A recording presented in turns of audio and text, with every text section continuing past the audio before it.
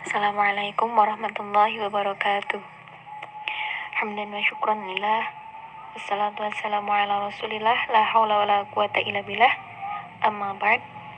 Yang saya hormati dosen pengampu mata kuliah pengantar psikologi Ibu Elis Nurstiallah MPD dan teman-teman sekalian yang saya banggakan. Kami dari kelompok 12 akan mempresentasikan hasil diskusi kami yang berjudul interaksi sosial.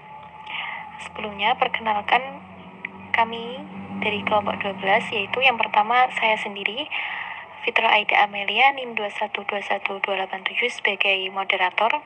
Kemudian Putri Quratul Uyuni, NIM 2121290 sebagai pemateri 1. Dan Nanda Doni Damara, NIM 2121298 sebagai pemateri 2.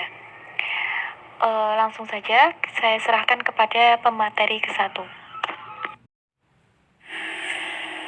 Konsep interaksi sosial melalui komunikasi sosial.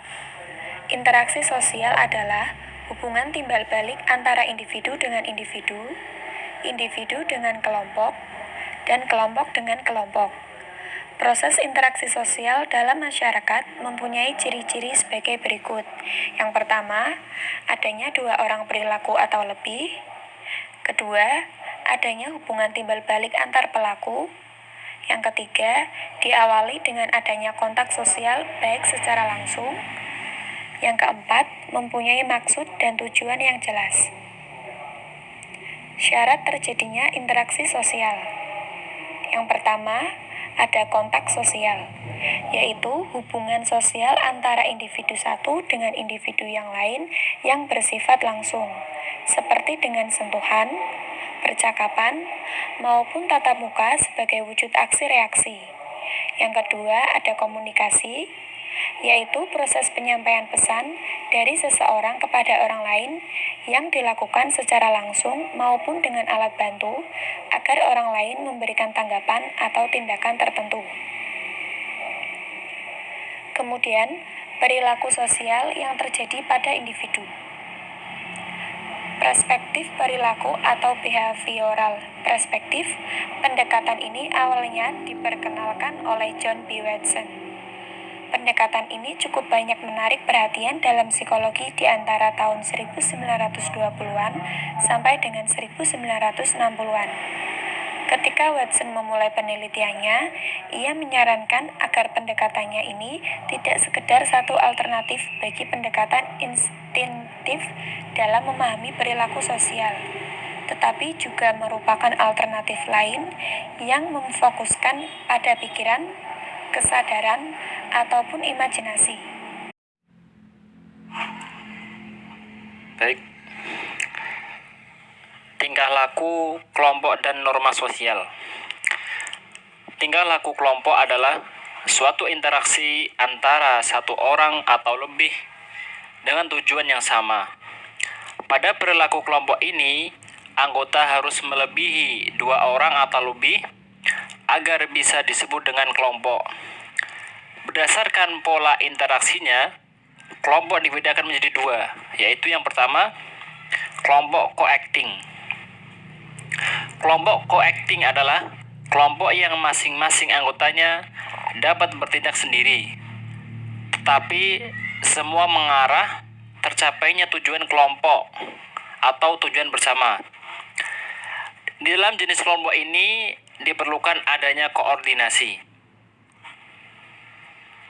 Kelompok yang kedua yaitu kelompok counteracting. Kelompok yang terbelah karena masing-masing anggota mempunyai tujuan yang berbeda atau berlawanan atau malah bersaing untuk mencapai tujuan bersama. Selanjutnya, norma sosial. Pengertian norma sosial. Norma sosial diambil dari kata dasar norma yang memiliki makna sebagai aturan, tata kelakuan, tata aturan yang terbentuk secara makro. Norma dapat tertuang dalam bentuk undang-undang peraturan pemerintah. Sementara kata dasar sosial itu mengacu pada kehidupan yang tidak memiliki batasan luas. Fungsi norma sosial. Yang pertama, sebagai penggerak harapan dan cita-cita. Dalam berinteraksi sosial dan menjalani hidup, kita tidak bisa hidup seorang diri, di mana hidup harus berinteraksi dengan orang lain, agar tidak menyinggung dan melebihi batas, maka perlu adanya norma sosial. Fungsi yang kedua yaitu petunjuk arah.